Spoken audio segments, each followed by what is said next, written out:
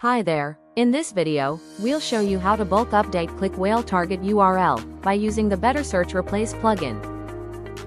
To proceed, get your ClickWhale link, then proceed to Tools, where the Better Search Replace plugin dashboard is located.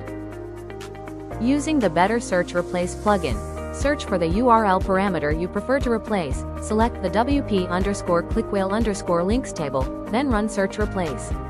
Wait for the process to finish. The dry run process has finished, and the notification indicates that a URL parameter was found in the table.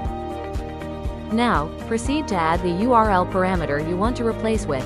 Make sure to select WP_ClickWhale_links table, and uncheck the Run as Dry Run option to proceed updating the link in the table.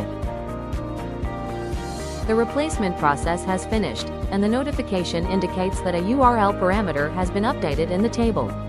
To double-check, navigate back to the ClickWhale plugin page and check the changes on the link.